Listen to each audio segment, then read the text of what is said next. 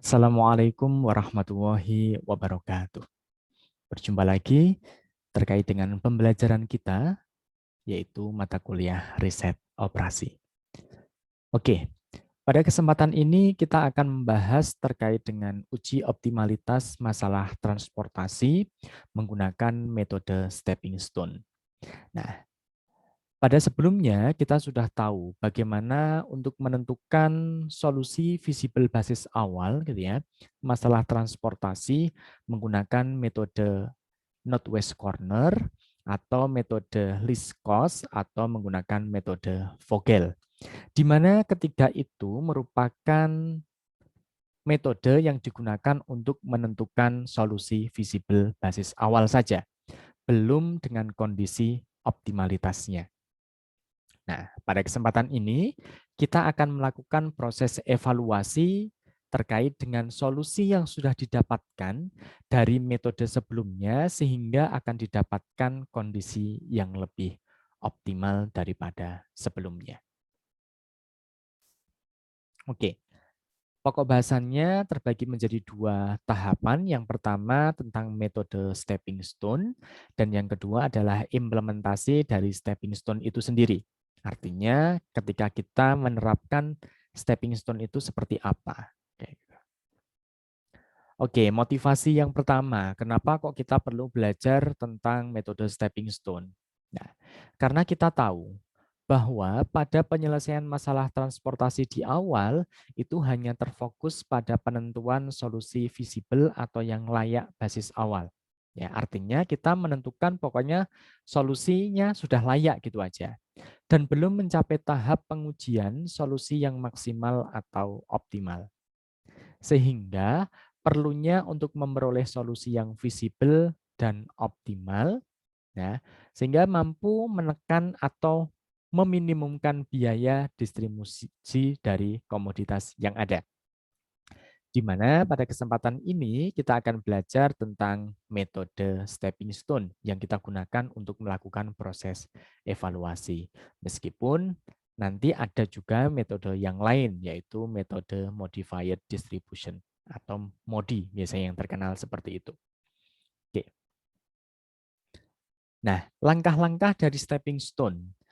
Yang pertama kita menentukan solusi visible basis awal, di mana kita bisa menggunakan metode NWC, LC maupun FAM pada tahap ini. Kemudian tahap kedua kita akan menentukan variabel masuk atau entering variabel. Kenapa kok kita masih berbicara tentang variabel masuk atau entering variabel gitu ya? Karena sebenarnya masalah transportasi itu merupakan perluasan gitu ya dari pemrograman linear juga. Maka memungkinkan juga akan ada istilah variabel masuk maupun variabel keluar. Dan pasti ketika ada variabel masuk dan variabel keluar akan kita temukan namanya angka pivot atau angka kunci. Barulah kita lakukan evaluasi optimasi. Oke, untuk memahamkan terkait dengan masalah implementasi dari metode stepping stone gitu ya, coba kita lihat pada contoh soal berikut. Nah, ini sudah terlihat bahwa soalnya ini sudah dalam bentuk tabel transportasi gitu ya. Dan kita cek gitu ya bahwa jumlahnya gitu ya itu sudah seimbang di mana antara kapasitas pabrik dan kebutuhan gudang itu sudah sama-sama jumlahnya 200. Jadi kalau belum sama, belum seimbang maka harus kita rubah ke dalam bentuk seimbang dulu. 90, 60, 50, 200, 50, 110, 40. Sama juga 200. Oke, ketika kita mendapatkan tabel transportasi ini gitu ya, maka selangkah yang pertama ini kita sebut dengan iterasi pertama gitu ya. Iterasi pertama dulu, langkahnya bagaimana? Kita menentukan solusi visible basis awal. Misal, saya menggunakan metode NWC. Kalau teman-teman mau menggunakan metode LC boleh, boleh. Metode FAM boleh, boleh, enggak masalah. Nah, kalau saya menggunakan metode NVC gitu ya, maka perjalanannya dari kiri atas atau kanan bawah gitu ya. Sehingga saya dapatkan perjalanannya dari 50, kemudian 40, 60, 10, 40. Teman-teman bisa membandingkan dan mencoba sendiri bagaimana kok bisa dapat 50, 40, 60, 10 sampai 40 ya. Karena menggunakan metode NVC gitu. Sehingga total biaya yang saya dapatkan itu sebesar 3.260. Nah, apakah kondisi 3.260 ini masih bisa atau masih bisa kita turunkan gitu atau masih bisa kita optimalkan dalam meminimumkan biaya ini gitu. Nah, caranya kita cek gitu ya. Kita ngeceknya adalah kita menuju ke langkah kedua. Langkah kedua gitu ya, kita akan melihat gitu ya. Pada langkah ini kita akan menentukan variabel masuk dulu. Di mana variabel masuk itu bisa kita dapatkan dari perjalanan searah atau berlawanan jarum jam. Dan di sini kita hanya akan fokus pada bagian-bagian yang kosong saja atau yang belum terisi. Atau yang tadi awalnya kalau kita menggunakan NVC itu bagian yang kita silang gitu ya. Nah, kalau kita lihat gitu ya, pada yang pertama gitu ya, pada bagian pertama tadi itu yang kosong adalah pada baris pertama kolom ketiga gitu ya, itu kan kosong. Maka kita seolah-olah di sini itu ada suatu kata gitu ya. Nah, saya biasanya mempermudahnya gitu, ada suatu kata yang masih berenang di situ karena tidak ada isinya ya, masih berupa air aja. Kemudian bagaimana kita akan mengkondisikan agar kata itu melompat gitu ya, tapi tidak jatuh ke air yang lain. Berarti ininya begini, kata ini harus melompat ya, dan nanti akan kembali kepada posisi yang semula, tapi tidak boleh menyentuh pada air yang lain. Artinya ada suatu batu yang akan menjadi loncatan bagi kata itu. Nah, yang terisi inilah seolah-olah sebagai batunya. Nah, kalau misalkan ada kata gitu ya, pada posisi baris pertama dan kolom ketiga, baris pertama di kolom ketiga gitu ya, itu katanya kalau saya berlawanan arah jarum jam gitu ya, maka katanya dia akan bergerak ke kiri gitu ya. Berarti dari 8 dia akan bergerak ke 5 gitu ya. Kemudian loncat ya akan bergerak ke 10. Sebenarnya boleh teman-teman pakai geraknya dari 5 ke 20 dulu terus 10. Tapi saya asumsikan di sini katanya luar biasa ya, memiliki kekuatan yang super sehingga bisa loncat dari 5 langsung ke 10, kemudian loncat lagi ke 19 dan jangan sampai kata ini akan loncat ke 10 karena ke 10 ini juga air. Tidak boleh. Karena kata ini boleh hanya terjatuh pada posisi air di awal kondisinya. Jadi di 8. Berarti dia harus kembali lagi pada kondisi awal. Jadi perjalanannya kata dari 8, kemudian 5, kemudian 10, kemudian 19, kembali ke 5. Di mana posisi awal itu positif, kemudian selanjutnya negatif, kemudian positif, dan negatif. Dan di sini kita dapatkan gitu ya, bahwa variabelnya yaitu X13, artinya apa? Kata ini posisinya berada pada baris pertama kolom ketiga gitu ya. Jadi positif 8 gitu ya. Berarti 8 dikurangi 5 ditambah 10 dikurangi 19 sama dengan negatif 6. Nah, X13 kemungkinan ini menjadi variabel masuk. Tapi kita perlu ngecek yang lain karena kata nggak hanya di situ aja gitu. Karena kata kemungkinan ada di tempat-tempat kosong yang lain. Jadi kita harus ngecek seluruh perjalanan ketika kata itu berada pada posisi yang kosong. Oke, kosong yang pertama tadi kan pada baris pertama kolom ketiga. Sekarang kalau kita pandang gitu ya, bahwa kata ini berada pada baris kedua kolom pertama, berarti kan berada pada biaya 15 kan, katanya berada di sini. Jadi kata ini harus melompat gitu ya. Syaratnya dia harus melompat, tidak boleh jatuh dan harus kembali ke 15 ini. Maka perjalanannya saya buat Dari 15, kemudian 20, kemudian 5, kemudian 20. Berarti dia berlawanan arah jarum jam. Kalau teman-teman mau searah jarum jam, misalkan dari 15, kemudian ke atas gitu ya, ke atas 20, kemudian ke kanan, baru ke bawah, terus ke kiri, boleh? Boleh. Akan tetapi yang perlu diperhatikan, positif, negatif. Itu yang harus menjadi perhatian banget. Harus diperhatikan dengan seksama. Karena nanti akan menghasilkan suatu nilai yang berbeda kalau seandainya kita tidak memperhatikan nilai positif dan negatifnya. Sehingga X21 gitu ya, kata pada posisi baris kedua kolom pertama nilainya atau biayanya yaitu 15 dikurangi 20 ditambah 5 dikurangi 20 sama dengan negatif 20. X21 sebesar negatif 20. Kemudian kita lihat lagi, posisi kata selanjutnya kemungkinan ada di mana? Yang kosong kan ada di baris kedua kolom ketiga gitu ya. Artinya pada biaya 10 pada baris kedua ini gitu. Coba kita lihat. Nah, pergerakannya bagaimana gitu. Nah, pergerakannya kalau dari 10 ya, saya buat ke kiri, kemudian ke bawah, ke kanan, ke atas, kembali lagi. Nggak pernah nyemplung atau nggak pernah jatuh ke air gitu ya. Jadi, saya punya X23-nya sama dengan 10 dikurangi 20 ditambah 10 dikurangi 19 sama dengan negatif 19. Kemudian variabel masuknya adalah X23. Ini kemungkinan menjadi variabel masuk juga. Jadi kita sudah punya ya variabel masuk kemungkinannya adalah X13, kemudian X21, X23. Dan yang terakhir kemungkinannya kita bisa mendapatkan calon variabel masuknya adalah pada baris ketiga kolom pertama, yaitu pada biaya 25, karena kata mungkin di sini juga gitu. Nah, kemungkinan katanya di sini bagaimana perjalanannya gitu ya. Perjalanannya berarti 25 kemudian ke kanan gitu ya.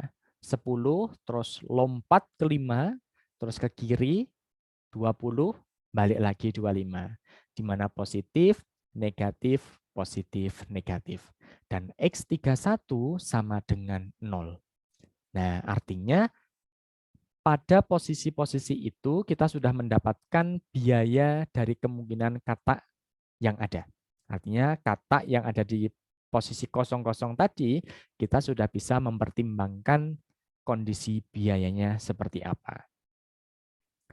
Oleh karena itu, gitu ya, berdasarkan kaidah lompatan kata, nah kata tadi lompat ke sana ke sini gitu ya, atau metode stepping stone yang kita pakai karena kita berpangku pada suatu batu gitu ya, maka akan diperoleh calon-calon variabel masuknya yaitu adalah X13 itu nilainya negatif 6, X21 sama dengan negatif 20, X23 sama dengan negatif 19, dan X31 sama dengan 0. Nah, dari calon-calon ini kita pilih nilainya yang paling negatif. Berarti otomatis adalah negatif 20 gitu. Karena negatif 20 ini yang kita pilih, maka X21 menjadi variabel masuk. Karena kita sudah menentukan variabel masuknya adalah X21 gitu ya, maka kita akan fokus pada pergerakan kata yang di X21. Yang lainnya kita abaikan sementara. Kenapa? Kita hanya fokus X21 saja. Kita milih satu ini, yang paling negatif. Oke, coba kita lihat gitu ya. Nah, sebelum kita lihat pergerakannya tadi, kita diminta untuk menentukan variabel keluar. Di mana variabel keluar ini, cara menentukan variabel keluar yaitu dengan cara kita fokus dengan bagian yang bertanda negatif dari proses perjalanan variabel masuk. Variabel masuk yang sudah kita pilih kan adalah X21. Maka kita hanya akan fokus kata pada X21 saja. Perjalanannya seperti apa, dan kita fokus bagian yang negatif. Maka ketika nanti kita sudah fokus sama bagian negatif, kita akan bisa menemukan variabel keluarnya. Oke, kita fokus sama variabel X21. Berarti hanya pergerakan kata di X21 saja. Di mana dari 15 ke 20, kemudian ke 5, ke-20 gitu ya. Nah, yang bertanda negatif yang mana? Ternyata yang negatif adalah yang posisinya di biaya 20 sama 20 gitu. Isi 20 gitu ya, yang pertama itu adalah 50, sedangkan yang di bawah yaitu 60. Kita bandingkan. Antara 50 dan 60 ini gitu ya, dengan biayanya sama gitu ya. Antara 50 dan 60 ini yang paling kecil mana? Yang paling kecil adalah 50. Maka kita akan fokus sama 50 ini, dan posisi 50 ini nanti akan menjadi variabel keluar. Jadi akan kita keluarkan 50 ini ya. Berarti variabel keluarnya adalah X11. Artinya apa? Pada posisi 50 ini kan berada di baris pertama kolom pertama. Berarti X11 dengan angka pivotnya adalah 50. Jadi kita pilih yang paling kecil, kita bandingkan antara 50 dengan 60, kecilan mana? 50. Ingat, yang bertanda negatif. Jadi 50 sama 60, kita pilih 50. 50 ini menjadi angka pivot, dan X11 karena posisinya pada baris pertama dan kolom pertama, ini menjadi variabel keluar. Sehingga kalau kita berbicara pada variabel keluar di sini gitu ya, variabel keluar nilainya akan kita keluarkan dari tempat awalnya. Dengan cara apa? Mengikuti pergerakan katanya. Jadi kalau 50 geraknya kemana? Ke bawah kan gitu ya. Ke bawah tandanya positif gitu ya. Yang awalnya di bawah itu kan kosong, tidak ada. Maka kita asumsikan 0. Maka 0 karena ada tanda positif, maka 0 ditambah 50. Ditambah angka pivotnya. Berarti nanti terisi jadi 50. Kemudian kata bergerak ke kanan. Tandanya negatif. Isi awalnya adalah 60. Angka pivotnya 50, maka 60 dikurangi 50, berubah jadi 10. Kemudian kata bergerak ke atas gitu ya, maka penjumlahan 40 ditambah angka pivot 50 berubah jadi 90, kata bergerak ke kanan, yang awalnya 50 kita kurangkan dengan angka pivotnya 50, sehingga jadinya 0, artinya pada variabel ini kita keluarkan semuanya. Kita pindahkan berdasarkan dengan aturan perjalanan kata. Jangan sampai aturan perjalanan kata ini terselewengkan. Karena apa? Posisi positif negatif itu menentukan prestasi katanya. Sehingga akan kita dapatkan gitu ya, pada uji evaluasinya gitu ya. Evaluasinya kita dapatkan 50, 10, 90, 10 sama 40. Sedangkan bagian yang tidak dilewati kata, biarkan. Dengan demikian, proses evaluasi kita dapatkan bahwa F-nya yaitu sebesar 2.260 biayanya. Yang awalnya tadi kan 3.260. Wow, ternyata bisa kita optimalkan ya, sebesar yang awalnya 3.260 sekarang menjadi 2.260. Lumayan ya, turun 1.000 ya. Kalau rupiah memang sedikit, tapi kalau kita berbicaranya pound sterling atau berbicaranya dolar gitu ya, ya lumayan gitu ya. Buat beli dawet ya bisa mandi insya Allah kan gitu. Nah, kemudian kita cek apakah pada iterasi pertama ini sudah kondisinya optimal kayak gitu. Nah, maka kita harus tahu kondisi optimalitas itu begini. Jika nilai dari calon-calon variabel masuk atau entering variabel sudah lebih besar sama dengan 0, maka iterasi dihentikan. Akan tetapi jika masih terdapat yang bernilai negatif, maka proses optimalisasi dapat dilanjutkan ke iterasi selanjutnya. Jadi kita akan diminta ngecek lagi ya, perjalanan kata-kata itu apakah sudah menjadikan nilainya dia lebih besar sama dengan 0. Kalau masih ada yang negatif, maka harus kita evaluasi lagi. Coba kita cek gitu ya. Nah, ini menjadi iterasi kedua. Sebenarnya teman-teman bisa membuatkannya dalam satu tabel saja gitu. Di mana pergerakan katanya gitu ya. Tadi yang kosong kan ada pada baris pertama, kolom pertama gitu ya. Berarti perjalanannya dari 20 terus ke 15 ke 20 ke 5 kan gitu. Kemudian pada baris pertama kolom ketiga, berarti perjalanannya dari 8 ke 5 ke 20 kemudian ke 8, 5 yang warna biru ini ya. Warna biru 8, 5, kemudian 10, kemudian 19 kembali ke 8. Kemudian ada lagi kata di posisi baris kedua kolom ketiga yang berwarna kuning ya, rada agak oranye ini ya.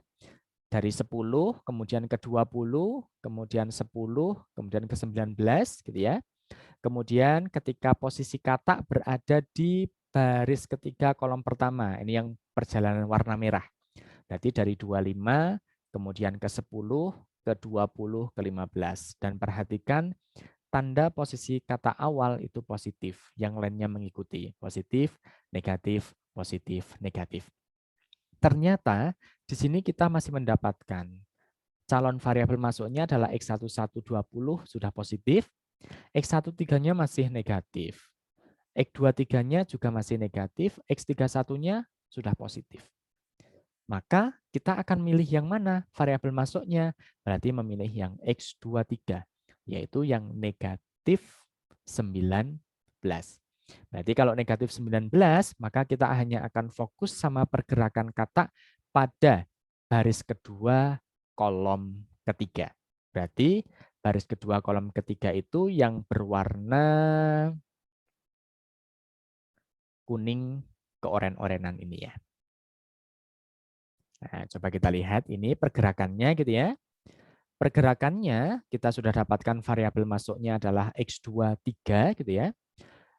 Kemudian variabel keluarnya mana? Kita bandingkan. Yang negatif mana? Yang negatif adalah pada posisi 20 sama 19. Kita bandingkan antara 10 sama 40. Kecil mana? Kecil 10. Maka variabel keluarnya adalah X22. Karena 10 ini kan terletak pada baris kedua, kolom kedua. Dan angka pivotnya 10.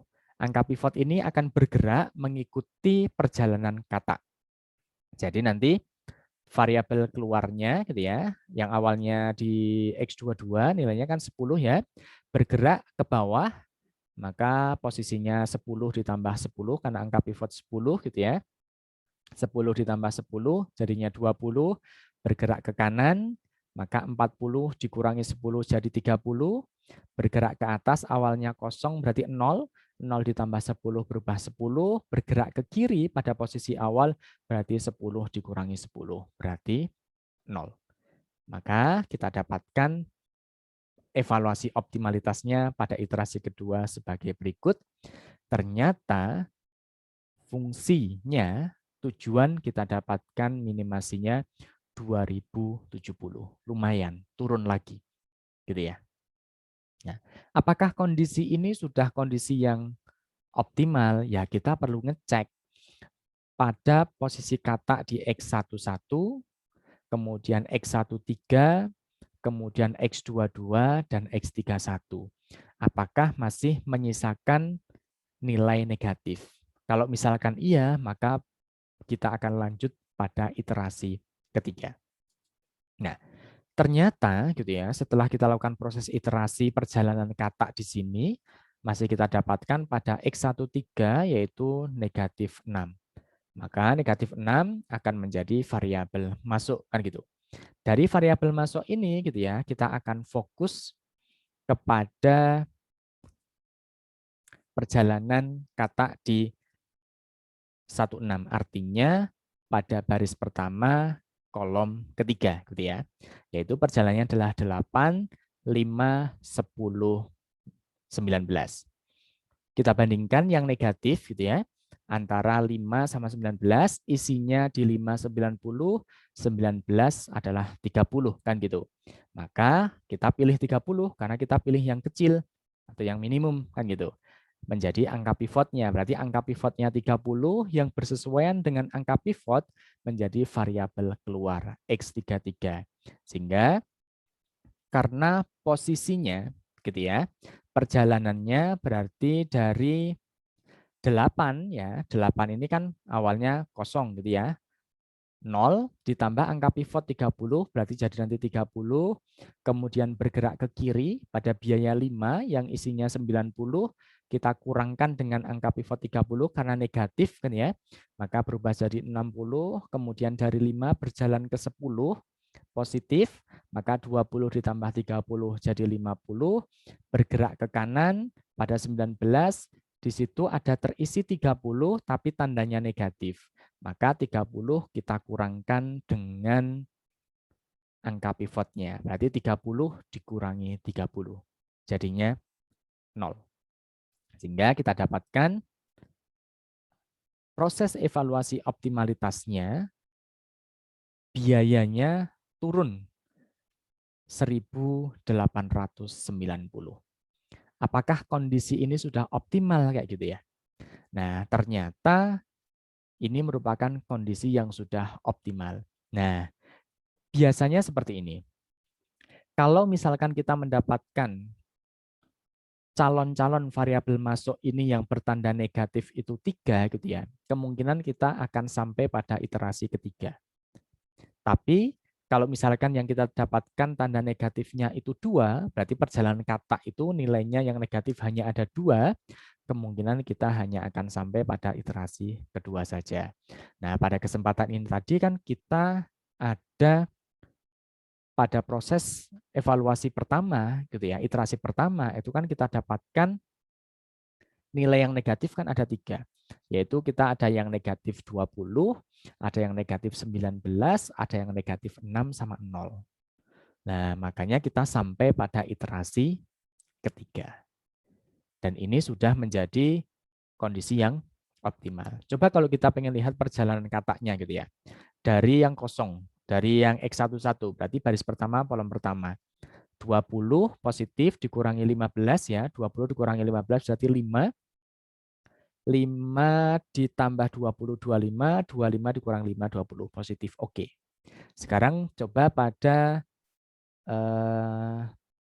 baris kedua, kolom kedua, yang kosong ini. Perjalanannya dia ke kanan gitu ya. Kalau misalkan saya ke kanan dulu, 20 positif dikurangi 10, berarti dia negatif. 20 dikurangi 10, 10 ya. 10 ditambah 8, 18, 18 dikurangi 5, 13. Sudah positif. Ketika saya lihat untuk yang di baris ketiga kolom pertama, berarti pada biaya 25 perjalanannya, ini bisa kita dapatkan dengan cara dari 25 gitu ya. 25 kemudian ke 10 gitu ya. Berarti 25 ke kanan. Terus loncat ke 5 gitu ya. Terus ke kanan. Terus ke bawah 10, kembali ke 15, turun ke 25. Memang agak panjang ya, agak muter ya, muternya jauh. 25 dikurangi 10 gitu ya. Berarti 15, 15 ditambah 5, 20, 20 dikurangi 8, 12 gitu ya. 12 ditambah 10, 22. 22 dikurangi 15, dapatnya 7, sudah positif Mas Ihan. Begitu juga yang terakhir ya, ketika 19 ke 8 ke 5, 10. 19 kurangi 8, 11, 11 ditambah 5, 16, 16 dikurangi 10, 6. Semuanya sudah positif. Maka pada iterasi ketiga ini sudah kita dapatkan kondisi yang optimal. Nah, ini sebagai latihan. Soalnya sama, tapi coba teman-teman selesaikan menggunakan metode penentuan solusi basis awalnya menggunakan list cost. Kemudian evaluasikan menggunakan metode stepping stone. Selamat mencoba. Nah, itulah bagaimana kita proses evaluasi menggunakan stepping stone. Memang perjalanannya agak panjang ya, namanya saja juga evaluasi. Tapi agak semangat juga ya, karena kita mengenal perjalanan kata. Semoga dengan perjalanan kata tadi kita bisa memahami terkait dengan langkah-langkah dari metode stepping stone. Memang saya menyampaikannya menggunakan analogi lompatan. kata. Semoga bermanfaat. Terima kasih. Wassalamualaikum warahmatullahi wabarakatuh.